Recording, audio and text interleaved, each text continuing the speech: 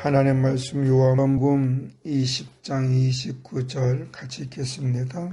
예수께서 이르시되 너는 나를 본고로 믿느냐? 보지 못하고 믿는 자들은 복되도다 하시리라. 아멘. 오늘은 예수님을 구주로 영접한 사람들에게 아주 중요한 날을 기념하는 축제와 같은 곳입니다. 왜냐하면 예수님을 구주로 영접한 사람들이 오늘 이 중요한 날이라고 한다는 것은 예수님께서 구약의 선지자들이 하나님의 말씀 전해준 대로 죄와 사망을 치시고 십자가에 죽으셨다가 죽은 자 가운데 살아나셨기 때문에 그렇습니다. 창세기 3장 15절에 보면 여자의 후손이 뱀의 머리를 상하게 할 것이다 라는 말씀부터 시작해서 구약의 수많은 선지자들이 여자의 후손으로 오실 사람이 뱀의 머리를 상하게 하는데 그것은 바로 하나님과 관계를 회복시켜 줄 메시아를 오실 것이다. 그분은 동정녀 마리아의 몸에서 나고 또한 베들레헴에서 태어나고 나사렛으로 자랄 것이다. 그리고 그 메시아가 태어날 때 통곡의 소리가 날 것이다 라고 했습니다. 그 말씀대로 예수님이 이 땅에 오셨고 예수님 오실 때에 애굽의 통곡 소리가 났던 것 같이 예루살렘과 온 유대에는 통곡 소리가 났는데 헤롯이라는 사람이 동방박사들의 이야기를 듣고 두 살 이하의 남자아이들은 다 죽였어요. 왜? 만왕의 왕이 유대 왕으로 오신 그분을 죽이려고 했었기 때문에 그렇습니다. 그래서 통곡 소리가 났지만 하나님은 예수님을 베들레헴에서 태어나게 하셨고 주의 천사가 요셉에게 현몽하여 이르되 헤롯에 이렇게 행동할 것이다 알게 하시고 나사렛을 피난시켜서 나사로에서 자라게 해서 말씀대로 나사렛에서 자라게 하셨다라고 해서 그래서 사람들이 예수님을 단지 나사렛의 청년으로 알고 있죠. 물론 자란 곳이기도 합니다. 그러나 예수님은 구약의 선지자들이 언약한 것처럼 베들레헴 마복간에서 태어났죠. 그래서 예수를 구주로 영접한 사람에게는 오늘이 아주 중요한 것이고 그 중요한 것은 바로 내가 예수 그리스도 안에서 하나님의 백성으로 살아간 하나님의 자녀요. 하나님의 부활에 동참한 사람으로서 살아가는 날이기 때문에 아주 중요합니다. 내가 만약 예수 그리스도 안에서 하나님께 속한 사람이라고 한다면 그런 영생을 얻은 사람이 되겠고 그 영생은 주님과 동행하여 주의 은혜 가운데 살다가 주님의 뜻을 이 땅에 드러나고 더욱이 하나님의 영광에 살다가 하나님 나라에 들어가는 사람을 얘기합니다. 그런데 많은 사람들이 예수님의 시대에도 그랬고 오늘날도 그렇고 예수님의 제자들도 그런 것처럼 예수님의 부활을 믿지 않았어요. 특히 오늘 본문에 나오는 것은 예수께서 이르시되 너는 나를 본고로 믿느냐? 보지 못하고 믿는 자들은 복되도다는 것은 이거는 예수님의 제자 중에 한 명인 도마 때문에 말씀하신 건데 도마도 얘기했지만 실제적으로 이 당시에 12제자 위에 70명의 제자가 있었고 수많은 또 제자들이 있었어요. 이들 중에는 정말 예수님이 부활하셨을까? 정말 예수님 말씀대로 하셨을까? 의심하는 사람도 있었고 아니야 사람이 어떻게 죽은 자 가운데 살아나? 말도 안 돼. 마치 니고데모가 그 예수님의 말씀 네가 영생을 얻기 위해서는 거듭나야 된다 그랬다면 내가 어떻게 이렇게 성인이 됐는데 다시 어머니의 모태에 들어가서 나왔다 했겠습니까? 라는 것처럼 주님의 말씀에 진의를 깨닫지 못하고 설왕설래하는 사람들이 많았다는 것. 물론 그 중에 예수님의 부활도 믿겠지만 가만히 보면 다 믿었어요. 그래서 여인들이 6월절이 지난 후에 첫날, 오늘날 주일날 아침에 예수님이 무덤에 간 이유가 뭐예요? 그 시신의 유황을 바르기 같거든요. 그건 예수님의 부활을 믿지 않았다는 거예요. 그런데 그들이 무덤에 가서 어떻게 해요?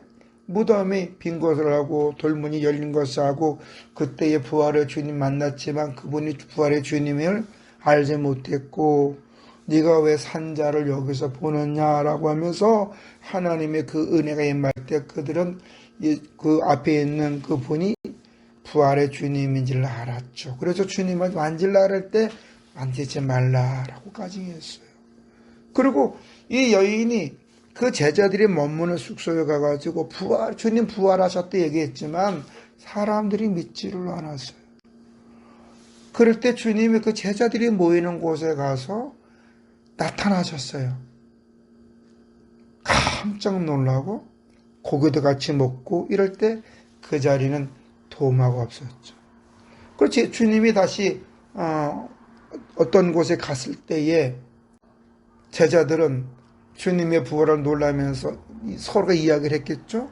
그때 도마가 왔을 때 주님 부활하셨다. 말씀대로 하셨다. 라고 했더니 도마가 뭐라 그래? 무슨 내가 주님을 만져보지 않고서는 믿지 못한다. 25절에 다른 제자들의 그에게 이르되 우리가 주를 보았노라 하니 도마가 이르되 내가 그의 손에 못자국을 보며 내 손가락을 못자국에 넣으며 내 손을 그 옆구리에 넣어보지 않고는 믿지 아니하겠노라. 내가 정말 그분이 살아났다면 그분의 육체를 내가 만지고 그분이 우리 때 때문에 죽어졌던 그 손과 창 찔렸던 옆구리를 맞지 않으면 난 믿지 못하겠다라고 한 거예요. 근데 부활의 주님께서 그 말을 다 들으신 주님이 도마에게 뭐라고 그래? 27절 도마에게 이르시되 내 손가락을 이리 내밀어 내 손을 보고 내 손을 내밀어 내 옆구리에 넣어보라. 그래야 믿음이 없는 자가 되지 말고 믿는 자가 되라 그랬어요. 그 말에 도마는 주는 그리스도시요 하나님이십니다. 나의 하나님이시요 나의 하나님이시로다 고백합니다. 그때 주님은 그 도마에게 권면한 게 오늘 우리에게 하는 거예요. 보고 믿는 자보다 보지 않고 믿는 자가 복되도다. 히브리서 12장에 믿음은 바르는 것들의 실상이 보이지 않는 것들의 증거다 그랬어요. 오늘 우리는 예수가 그리스도이심을 믿는 가장 큰 증거는 우리가 세 가지로 알 수 있어요. 성경이 이야기를 합니다.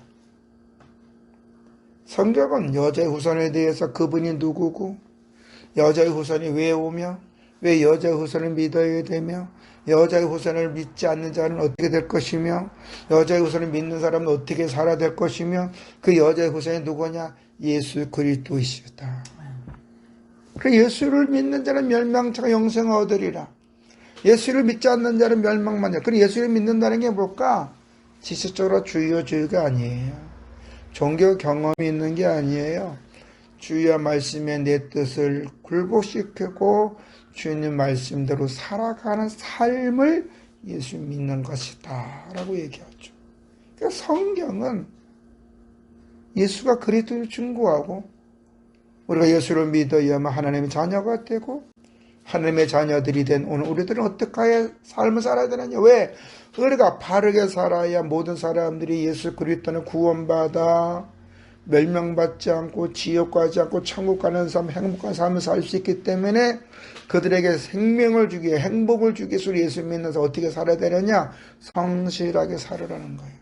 그 성실하게 살면 어떻게 되냐? 하나님은 그에게 부족함이 없는 복을 주신다 그랬어요. 있을 것을 더하여 주신다 그랬어요. 그런데 오늘 많은 사람들이 성경을 통해서 예수가 그리스도를 믿지 못하고 단지 지식적으로만 알다 보니까 삶이 말씀에 순종하지 않다 보니 성실과 정직이 살아가고 요행을 부리는 게 많아요.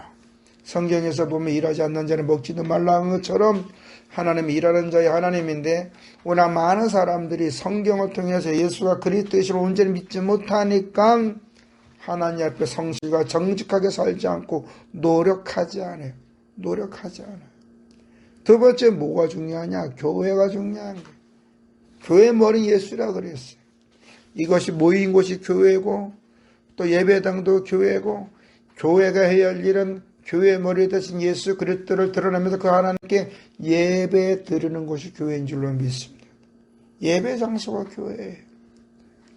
세 번째로 뭐가 중요하냐? 역사가 중요해요. 히스토리. 히스토리가 뭐예요? 그분의 이야기. 우리가 히스토리를 역사라고 얘기하는데 그 역사가 뭐예요? 그분의 이야기부터 시작해요. 그래서 BC와 AD는 비포 크라스토 아노 도미노인데 예수님 이전 시대와 예수님 온 이후의 세다. 그 기점을 예수님의 탄생 기점으로 보는 게 많아요. 그러니까 크게 세 가지가 중요해요. 말씀, 교회, 역사가 주님을 증거해요. 그렇다면 오늘 우리는 어떻게 해야 될까? 주님 앞에 우리는 바르게 살아야 돼요. 왜냐?